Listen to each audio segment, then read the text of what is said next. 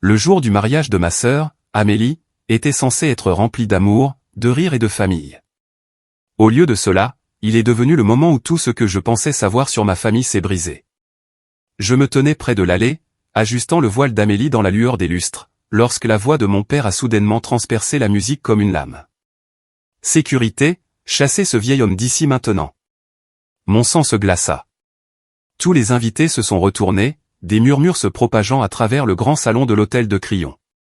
Mes yeux se sont tournés vers l'homme qu'il désignait, mon grand-père, Jean, la seule personne qui m'ait jamais traité avec une gentillesse inébranlable. Deux gardes se sont approchés, la tension était si épaisse que je pouvais à peine respirer. Mon père a croisé les bras, confiant, souriant, certain qu'ils obéiraient. Mais l'un des gardes a secoué la tête et a chuchoté des mots qui ont figé toute la salle. Nous ne pouvons pas. C'est un VIP. Les gens disent toujours que les mariages rassemblent les familles. Pour nous, cela n'a fait qu'exposer toutes les fractures que nous ignorions depuis des années. Mon père, Antoine, aimait les apparences plus que tout. Pour lui, l'image était une monnaie qui se mesurait en voiture de luxe, en art de la table parfait et en ami puissant. Il s'était frayé un chemin dans les cercles d'élite de Paris, mais ce faisant, il avait mis mon grand-père, Jean, sur la touche. En grandissant, je l'ai remarqué dans les plus petites choses. Au dîner, papa se moquait chaque fois que grand-père racontait comment il avait bâti son entreprise à partir de rien. Le passé n'intéresse personne, vieil homme, ricanait-il. L'avenir appartient aux gens comme moi. Grand-père souriait doucement, ne répliquant jamais, mais je pouvais voir la blessure scintiller dans ses yeux. À l'approche du mariage, la tension s'est enroulée autour de notre maison comme un nuage d'orage. Amélie était la mariée parfaite, radieuse et gracieuse, cherchant désespérément à maintenir la paix. Mais la paix était impossible.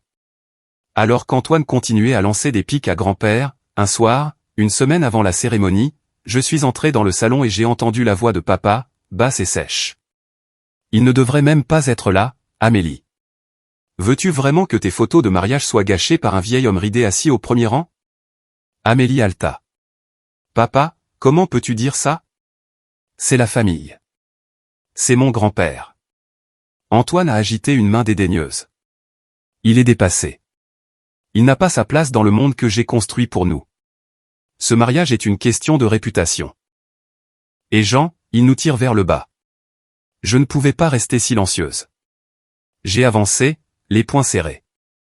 Peut-être que le problème n'est pas lui, papa. Peut-être que le problème, c'est que tu as honte de tes origines. Les yeux d'Antoine se sont tournés vers moi, son visage se durcissant. Fais attention, Sophie. Tu es jeune. Tu ne comprends pas ce qu'il faut pour survivre dans cette ville. Le respect ne se donne pas. Il s'achète. Ton grand-père n'a jamais compris ça. Grand-père, qui était assis tranquillement dans son fauteuil, a finalement pris la parole. Sa voix était calme, posée, comme de l'acier caché dans du velours. Antoine, le respect se gagne, il ne s'achète pas. Tu l'as oublié, mais la vie a une façon de nous le rappeler. Le silence qui a suivi était suffocant. La mâchoire de papa s'est crispée, et il est sorti en trombe, laissant Amélie en larmes.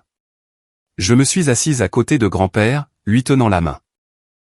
Il a serré la mienne doucement et a murmuré, « Ne t'inquiète pas, Sophie. La vérité finit toujours par éclater, parfois plus fort que ce à quoi on s'attend. » À ce moment-là, je ne réalisais pas à quel point ces paroles seraient prophétiques. Le dîner de répétition aurait dû être chaleureux, léger, un moment pour les toasts, les rires et les souvenirs de famille. Au lieu de cela, on se sentait comme sur un échiquier où chaque mouvement portait des motifs cachés. La longue table en acajou brillait sous le lustre. Les verres en cristal captaient la lumière, et l'argenterie était si polie que je pouvais voir mon propre reflet. Amélie était assise à la table d'honneur avec son fiancé, essayant de masquer la tension avec un sourire crispé. À côté d'elle, Antoine ressemblait à un roi inspectant son royaume. Grand-père Jean était assis tranquillement près du bout de la table, digne mais étrangement déplacé, son costume modeste contrastant vivement avec les smokings de créateurs qui l'entouraient. Alors que le serveur versait le vin, papa s'est penché en arrière dans sa chaise, faisant tourner son verre. Sa voix dégoulinait de mépris lorsqu'il a dit, « Vous savez, tout le monde ici n'a pas vraiment sa place dans cette foule. » Ses yeux se sont tournés vers grand-père. Amélie s'est raidie. « Papa, s'il te plaît. » Il l'a interrompu avec un sourire narquois. Je veux dire, regardez ça. Des dirigeants de la tech, des investisseurs en capital risque, des familles qui ont bâti des empires. Et puis lui. Il a pointé son doigt vers Jean comme s'il s'agissait d'un invité indésirable. Un vieil homme accroché à des idéaux dépassés. La pièce est devenue silencieuse. J'ai senti la chaleur monter à mes joues. C'est ton père, ai-je lancé. Montre un peu de respect. Antoine a éclaté d'un rire amer. Le respect? Ne me parle pas de respect, Sophie. Le respect ne vient pas avec l'âge. Il vient du statut, de l'argent, du pouvoir. Ton grand-père ne comprend pas ça. Il ne l'a jamais compris. Grand-père a posé sa fourchette doucement, ses mains stables même si l'air était chargé de tension. Sa voix, calme et ferme, a traversé la table. Tu as tort, Antoine. Le vrai pouvoir n'est pas ce que les gens voient quand tu étales ta richesse. C'est ce qu'ils ressentent quand tu leur montres de la gentillesse. C'est quelque chose que tu as oublié. Quelques invités ont échangé des regards mal à l'aise. Certains ont hoché la tête subtilement, clairement mal à l'aise avec la cruauté d'Antoine. Mais mon père n'a fait que ricaner plus profondément, se penchant en avant. La gentillesse ne paie pas les mariages. La gentillesse n'impressionne pas les sénateurs ou les PDG. Regarde autour de toi, vieil homme. Ce monde fonctionne sur l'influence, pas sur les contes de fées. Amélie a jeté sa serviette, sa voix tremblante. Arrête ça. C'est censé être une soirée heureuse. Tu me mets dans l'embarras, et toi aussi. Mais Antoine a seulement levé son verre dans un toast moqueur. Au progrès, a-t-il déclaré froidement. Et a laissé le passé derrière là où il doit être. Je ne pouvais plus respirer. Ma sœur était assise, figée dans l'humiliation, la dignité tranquille de mon grand-père contrastant douloureusement avec l'arrogance de mon père. Le dîner de répétition s'est terminé dans un silence suffocant, et pour la première fois, je me suis demandé si le mariage du lendemain apporterait plus de honte que de joie. Et au fond de moi, je craignais de déjà connaître la réponse. Le jour du mariage est arrivé, enveloppé dans la lumière dorée du soleil d'Île-de-France. De l'extérieur, tout semblait parfait. Des roses blanches s'enroulaient en spirale sur les colonnes de marbre. Un quatuor à cordes jouait des mélodies douces, et les invités scintillaient dans des robes et des smokings qui criaient la richesse. Amélie ressemblait à un rêve dans sa robe de soie ivoire, son sourire large mais tremblant sur les bords. Je me tenais à ses côtés, ajustant son voile une dernière fois avant qu'elle ne descende l'allée. Pendant un instant, j'ai voulu croire que la nuit précédente n'avait pas eu lieu, que notre famille pouvait tenir le coup juste pour cette seule journée. Mais l'illusion s'est brisée au moment où Antoine est entré dans la salle de bal. Sa démarche était vive, son expression tendue. Il a salué les invités avec un charme étudié, mais ses yeux se sont tournés vers le fond où grand-père Jean était assis tranquillement. Sa présence était impossible à ignorer. Même dans son costume simple, grand-père portait une dignité qui éclipsait les lustres étincelants. Des chuchotements ont parcouru la foule. N'est-ce pas Jean Fournier, a murmuré quelqu'un. L'investisseur qui a disparu il y a des années, a demandé un autre. Les têtes se sont tournées, les yeux se sont écarquillés, et soudain mon grand-père, l'homme qu'Antoine voulait effacer, était devenu le centre d'attention tacite. J'ai vu le muscle de la mâchoire de papa se contracter. Il détestait ça, détestait que dans une pièce remplie de milliardaires et d'influenceurs, les gens chuchotent à propos de son père au lieu de lui. Alors qu'Amélie commençait sa lente marche dans l'allée, la tension s'est épaissie. Je pouvais presque entendre les pensées d'Antoine bourdonner comme de l'électricité statique, contrôle, image, pouvoir. Il n'arrêtait pas de jeter des regards à grand-père, son visage se crispant à chaque chuchotement qui parvenait à ses oreilles. Je me suis penché près d'Amélie et j'ai murmuré, « Ne t'inquiète pas, concentre-toi juste sur aujourd'hui, sur toi. » Elle m'a fait un sourire tremblant, mais ses yeux se sont tournés nerveusement vers notre père. La voix de l'officiant s'est élevée, souhaitant la bienvenue à tout le monde.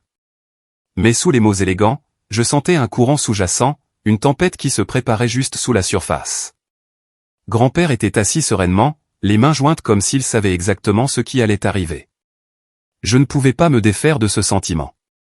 La façon dont les yeux de papa brûlaient, la façon dont ses poings se serraient sur ses côtés. Ce n'était qu'une question de temps. Il n'allait pas laisser passer ça tranquillement. Pas aujourd'hui. Pas avec tous ces gens puissants qui regardaient. Je me suis dit de respirer, de rester calme. Mais au fond de ma poitrine, la peur s'enroulait de plus en plus fort. Quelque chose était sur le point de craquer. Et quand cela arriverait, aucun de nous ne l'oublierait jamais. Les vœux n'avaient même pas commencé quand je l'ai vu arriver. Le masque de politesse de papa a glissé, et à sa place est venue une fureur brute. Il avait fusillé grand-père du regard depuis le moment où Amélie était entrée dans l'allée. Mais maintenant, les chuchotements dans la foule étaient devenus trop forts pour être ignorés. Les gens n'admiraient pas les fleurs ou le décor. Ils murmuraient à propos de Jean Fournier, le milliardaire reclus qui était soudainement apparu. L'orgueil d'Antoine n'a pas pu le supporter. Il s'est levé d'un bond, sa chaise grinçant contre le sol en marbre. Des halètements ont éclaté alors que sa voix tonnait à travers la salle de bal, plus forte que le quatuor, plus forte que l'officiant, plus forte que la douce inspiration d'Amélie. Sécurité. Chassez ce vieil homme d'ici. Vous m'entendez? Chassez-le maintenant. Les mots ont résonné, durs et laids, déchirant l'atmosphère élégante comme une lame.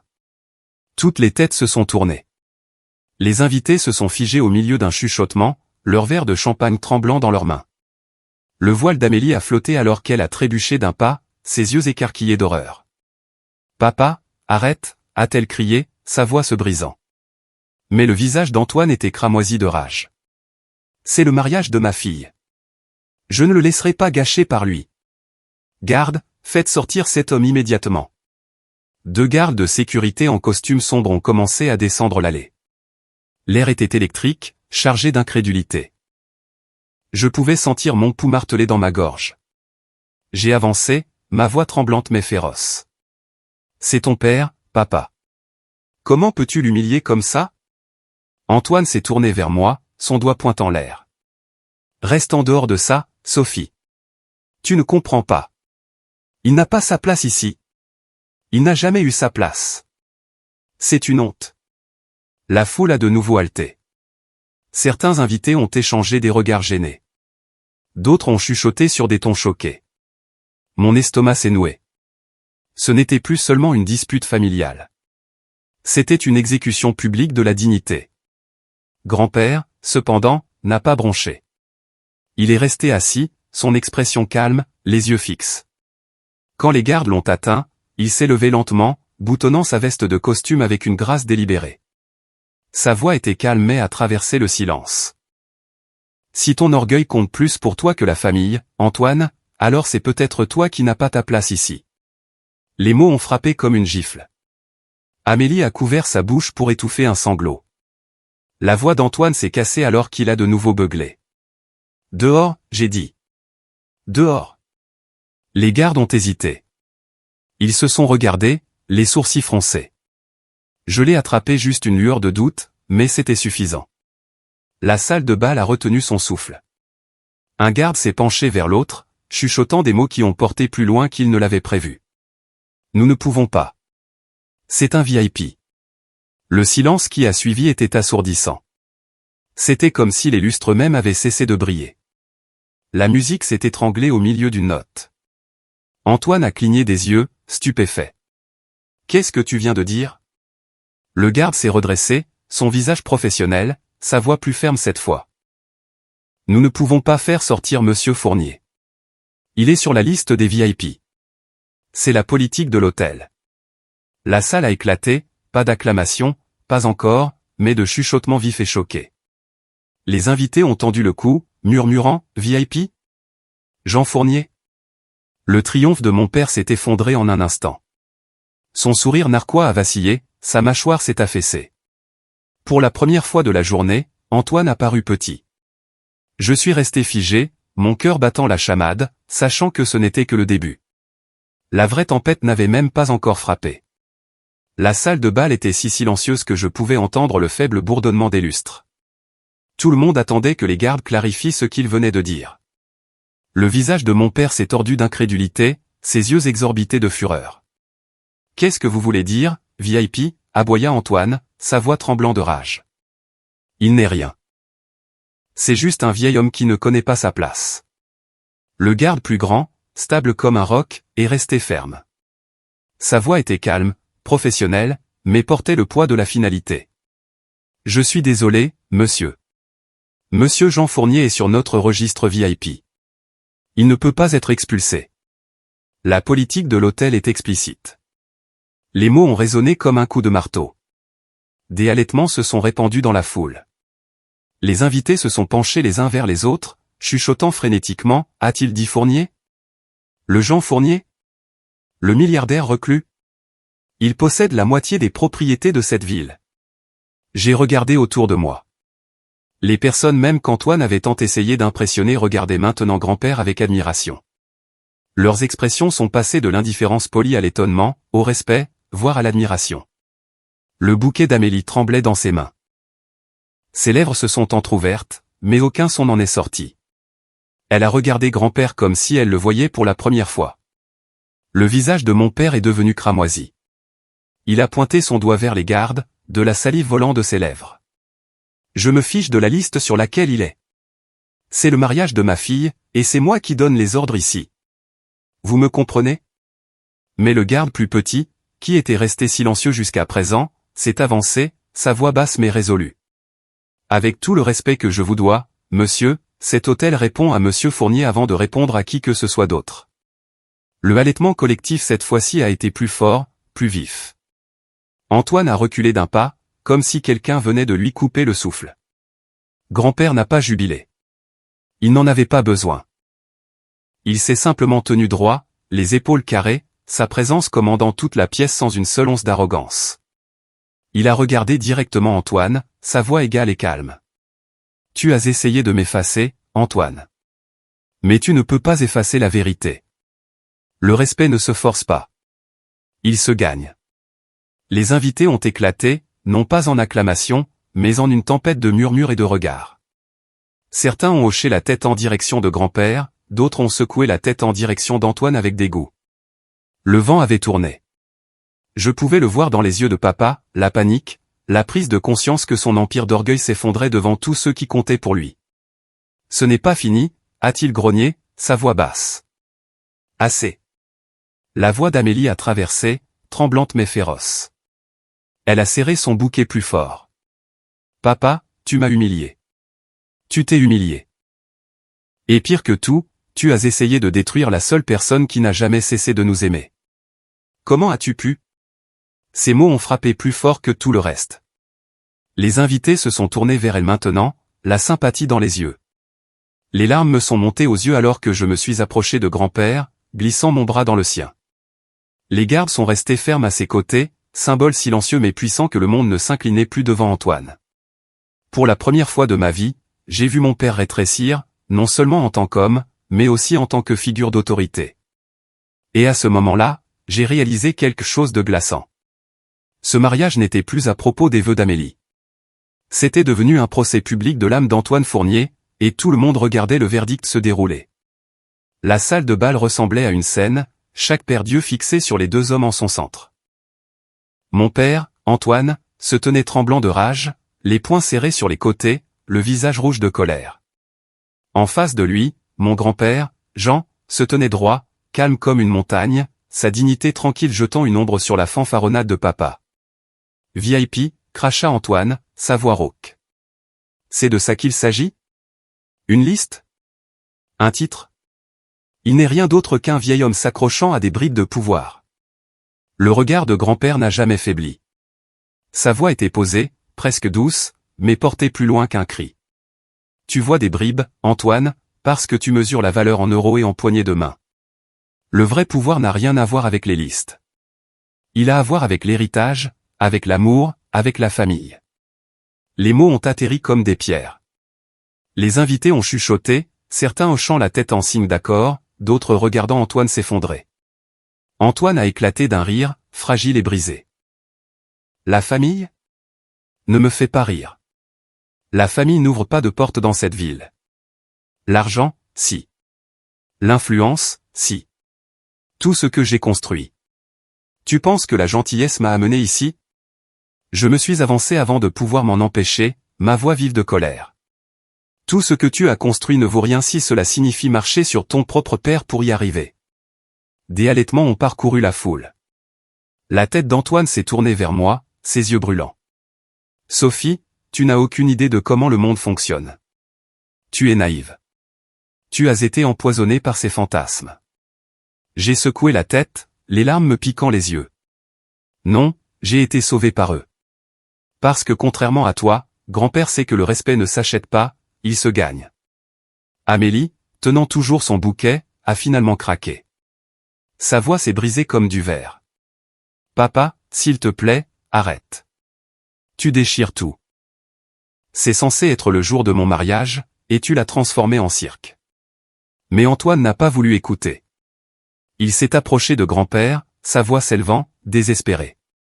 Tu penses que tu vaux mieux que moi parce que tu as ton nom sur une liste VIP? Tu n'es rien. Tu m'as laissé me débrouiller seul dans le monde, et maintenant tu te tiens là à faire semblant d'être un saint. Pour la première fois, le sang-froid de grand-père a légèrement vacillé. Ses yeux se sont adoucis, la tristesse scintillant sous le calme. Je ne t'ai jamais abandonné, Antoine. Je t'ai donné tout ce que je pouvais. Une éducation, une base. Ce que tu en as fait, c'était ton choix. La lèvre d'Antoine s'est retroussée. Mon choix m'a rendu puissant.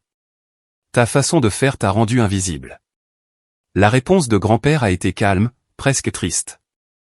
Invisible, ou simplement pas intéressé à m'exhiber? Tu penses que j'ai disparu, mais je construisais tranquillement, je donnais tranquillement. Le monde se souvient de la gentillesse bien après avoir oublié les jeux de pouvoir. Le silence après ces paroles était plus lourd que le tonnerre. Les invités se sont agités, les murmures s'amplifiant maintenant, non pas contre grand-père, mais contre Antoine.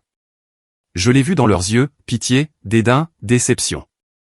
Mon père a regardé autour de lui, réalisant que la foule qu'il avait espéré impressionner lui glissait entre les doigts. Sa voix s'est brisée alors qu'il a crié « Vous ne comprenez pas, aucun de vous. Ce n'est pas l'homme que vous croyez. » Mais personne ne le croyait plus. Grand-père a tourné son regard vers Amélie et moi, sa voix plus douce. Ce qui compte maintenant, ce n'est pas sa colère. Ce qui compte, c'est ce que vous deux porterez en avant. Ne laissez pas cela empoisonner vos cœurs. Amélie a pleuré ouvertement, déchirée entre la loyauté et le chagrin. J'ai resserré ma prise sur le bras de grand-père, l'ancrant, m'ancrant moi-même. Et dans ce moment chargé, j'ai compris quelque chose. Ce n'était plus seulement père contre fils. C'était un verdict générationnel, un affrontement entre la cupidité et la dignité, et toute la pièce avait choisi son camp. La salle de bal bourdonnait de chuchotements mal à l'aise, une marée de murmures gonflant à chaque seconde de silence entre Antoine et Jean. Je pouvais voir le changement se produire, subtil au début, puis indéniable. Les invités ne regardaient plus simplement grand-père avec curiosité. Ils le regardaient avec reconnaissance. Un homme en costume bleu marine s'est penché vers sa femme, sa voix portant juste assez pour que je l'entende. C'est Jean Fournier. Il a fondé Capital Horizon il y a 30 ans. Ses yeux se sont écarquillés. Tu veux dire la société d'investissement qui a pratiquement construit la moitié de la défense? Une autre voix s'est fait entendre de l'autre côté de l'allée. J'ai entendu dire qu'il finance discrètement plusieurs universités, des hôpitaux aussi. C'est une légende. La prise de conscience s'est propagée comme une traînée de poudre. Tout autour de moi, les têtes se sont tournées vers grand-père, non pas comme un vieil homme frêle dans un costume modeste, mais comme un titan, quelqu'un dont le nom avait du poids dans des pièces où mon père ne rêvait que d'entrer. Le visage d'Antoine a perdu sa couleur. Il a essayé de rire, le son fragile. Ne soyez pas ridicule. Il est parti il y a des années. Il n'est plus rien maintenant. Mais le garde de sécurité plus petit est intervenu fermement, ces mots comme des clous scellant un cercueil. Monsieur, avec respect, le nom de M. Fournier n'est pas seulement sur le registre des VIP. Il est sur le bâtiment lui-même. La Fondation Fournier est un partenaire silencieux de cet hôtel depuis plus d'une décennie. Le halètement collectif qui a suivi a été assourdissant. Mes genoux ont failli lâcher. J'ai levé les yeux vers grand-père, qui n'avait pas bougé d'un pouce. Il ne se prélassait pas dans l'attention, ne jubilait pas. Son calme ne faisait que le rendre plus puissant. Le bouquet d'Amélie a glissé de ses mains tremblantes. « Grand-père, est-ce que c'est vrai ?» a-t-elle murmuré, sa voix se brisant. Grand-père lui a fait un petit sourire chaleureux. « Oui, ma chérie. Je n'ai jamais pensé qu'il était important de l'afficher. Ce qui importait, c'était de s'assurer que les gens avaient des opportunités, même s'ils ne connaissaient jamais mon nom. » La foule a de nouveau éclaté en murmures, cette fois remplie d'admiration. Plusieurs invités de haut rang des cadres, des personnalités politiques se sont levées de leur siège et ont hoché la tête respectueusement vers lui. L'un d'eux a même tendu la main comme pour chercher une reconnaissance. Antoine a chancelé, sa bravade s'effritant. Non, non, ce n'est pas comme ça que ça doit se passer. Sa voix s'est cassée, désespérée. Vous essayez de m'humilier. Grand-père l'a finalement regardé directement, ses yeux fixes, son ton inflexible. Non, Antoine. Tu as fait ça toi-même. Je n'ai pas eu besoin de lever le petit doigt. La vérité révèle qui nous sommes, et aujourd'hui, tout le monde te voit clairement. L'officiant, qui était resté figé pendant tout ce temps, s'est finalement éclairci la gorge, mais la cérémonie ne pouvait pas reprendre. L'atmosphère était électrique, dominée non pas par les vœux ou les fleurs, mais par l'effondrement de l'image soigneusement construite de mon père. Amélie s'est approchée de grand-père, les larmes coulant sur ses joues. Pendant tout ce temps, tu ne nous as jamais rien dit. Tu ne m'as jamais rien dit. Tu aurais pu. Tu aurais pu tout changer. Grand-père a secoué doucement la tête. Je ne voulais pas tout changer, ma chérie. Je voulais que tu grandisses forte sans dépendre de la richesse. Mais aujourd'hui, il était peut-être nécessaire de laisser la vérité se voir. Les mains d'Antoine tremblaient alors qu'il essayait de sauver le peu d'autorité qui lui restait. Vous pensez que ces gens vous respectent? Ils vous oublieront dès que vous partirez. Mais moi, c'est de moi qu'ils se souviendront. Je suis l'hôte, le père de la mariée. Mais ces mots sont tombés à plat. Les invités ne le regardaient plus. Ils n'écoutaient pas. Ils regardaient Jean Fournier, l'homme discret qu'Antoine avait essayé d'effacer, se tenant droit au centre de la tempête. Et pour la première fois de sa vie, mon père a semblé totalement impuissant. Le mariage n'est jamais redevenu ce qu'il était censé être. Les fleurs étaient toujours magnifiques, la musique jouait toujours, mais son cœur avait changé. Chaque invité savait qu'il avait été témoin de quelque chose dont il parlerait pendant des années. Pas les vœux d'Amélie, mais l'effondrement d'Antoine Fournier. Ma sœur se tenait figée devant l'autel, les mains tremblantes. Elle regardait notre père comme si elle ne le reconnaissait plus. « Papa » a-t-elle murmuré, sa voix se brisant. « Comment as-tu pu faire ça le jour de mon mariage ?» Antoine a essayé de la prendre dans ses bras, mais elle a reculé, ses yeux flamboyants à travers les larmes. « Tu m'as humilié. Tu as humilié grand-père. Et pourquoi? Pour nourrir ton orgueil. » La foule a regardé dans un silence pesant. Personne ne l'a défendu. Pas un seul ami. Pas un seul allié. L'homme qui commandait autrefois l'attention avec sa richesse et sa fanfaronnade se tenait maintenant seul, rétrécissant sous le poids du jugement. Grand-père a posé une main ferme sur l'épaule d'Amélie. Ne laisse pas la colère gâcher cette journée, ma chérie. Ton amour vaut toujours la peine d'être célébré. Sa voix était calme, apaisante, comme un baume sur des plaies ouvertes. Amélie s'est alors effondrée, enfouissant son visage contre sa poitrine. L'image d'elle dans sa robe de mariée, s'accrochant à notre grand-père tandis que notre père se tenait impuissant à proximité, serait gravée dans ma mémoire pour toujours. Je me suis approché d'Antoine, le cœur battant, mais ma résolution ferme. Tu m'as toujours dit que le respect devait s'acheter, ai-je dit, ma voix assez basse pour que lui seul l'entende. Mais aujourd'hui, tu as appris la vérité. L'argent ne peut pas effacer l'arrogance, et il ne peut certainement pas effacer la honte. Son visage s'est décomposé, le combat avait disparu de ses yeux. Il a ouvert la bouche, mais aucun mot n'est sorti. Pour une fois, Antoine Fournier n'avait rien à dire. La cérémonie a repris finalement, maladroitement, mais ce n'était plus son événement. C'était celui d'Amélie, et à bien des égards, c'est aussi devenu celui de grand-père. Les invités l'ont félicité, chuchotant sur la force de l'héritage Fournier, non pas à travers Antoine, mais à travers l'homme qu'il avait tant essayé d'effacer. Plus tard, alors que la soirée touchait à sa fin, je me suis retrouvé debout avec grand-père sous les lustres lumineux. Il a pris ma main dans la sienne, sa poignée chaude, ses yeux doux. « Sophie, a-t-il dit, souviens-toi de ceci. Le pouvoir s'estompe. L'argent disparaît. Mais la dignité est éternelle. Si tu portes cela, tu ne seras jamais pauvre. » J'ai dégluti difficilement, retenant mes larmes. Je m'en souviendrai, grand-père. Je te le promets. Alors que les invités commençaient à partir, Antoine s'attardait dans le coin, ignoré, évité, une ombre de l'homme qui s'était pavané quelques heures plus tôt. Et j'ai réalisé alors que cette journée n'était pas seulement le mariage d'Amélie. C'était le jour où l'orgueil a été mis à nu et où la vraie valeur a été révélée.